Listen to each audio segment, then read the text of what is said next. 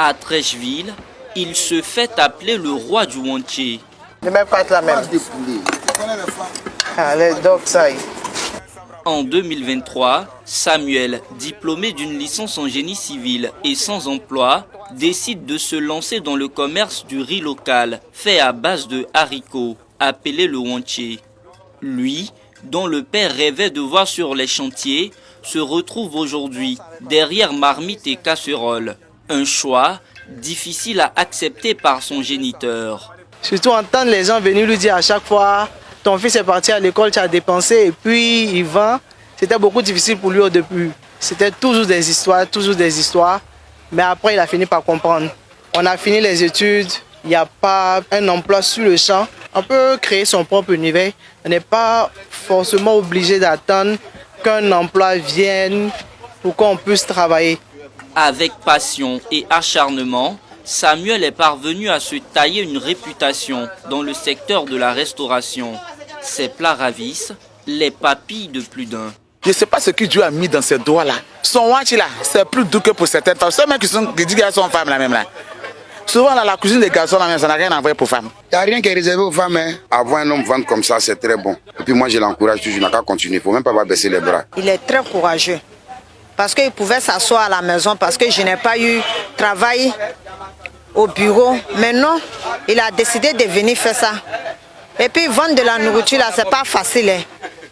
Chaque jour, ce sont 20 à 25 kg de riz que le jeune homme de 24 ans réussit à écouler.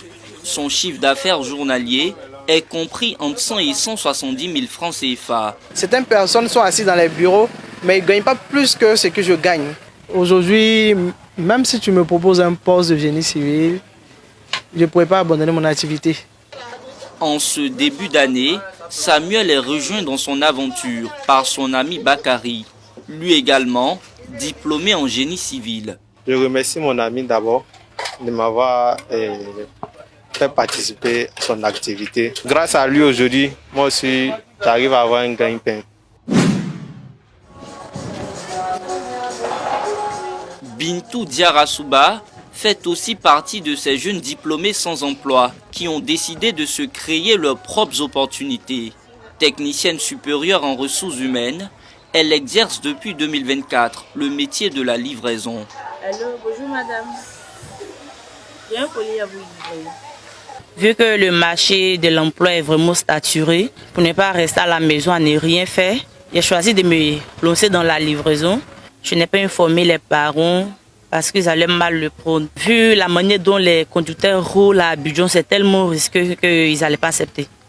Au quotidien, Bintou parcourt à moto les rues de la capitale économique ivoirienne de 8h à 19h. Une activité pas si aisée et il faut faire avec l'incivisme sur les routes. Elle en a d'ailleurs fait les frais. En un an de livraison, j'ai été victime d'accident au moins 2 fois. C'est pas du tout facile. Je m'arrange toujours à avoir mon casque sur ma tête, avoir les rétroviseurs qui sont tellement importants, les freins, pour être vraiment en sécurité. Pour bien de personnes, Bintou est un exemple d'abnégation. Je n'ai jamais vu une femme faire livraison. Elle mérite d'être encouragée. Elle n'entend pas un travail de bureau pour se chercher. Je la trouve très courageuse, voilà, très courageuse même. C'est-à-dire, ça même, il y a des garçons même qui n'arrivent pas à faire. Ils disent ah. Elle défie ça, tu vois. Donc ça a félicité en fait. Grâce à la livraison, Bintou est aujourd'hui autonome.